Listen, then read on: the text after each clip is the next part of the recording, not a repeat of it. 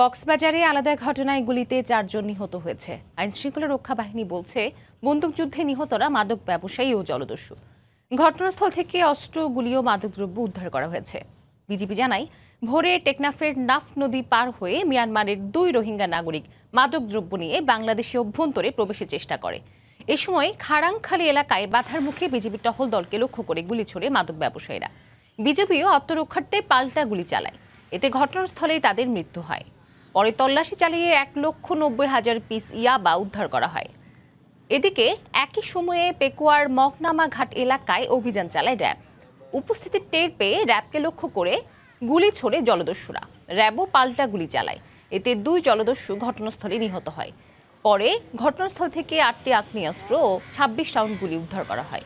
নিহত 4 জনের লাশ ময়নাতদন্তের জন্য কক্সবাজার সদর হাসপাতালে পাঠানো হয়েছে। রাজধানীর ভাসানটেকের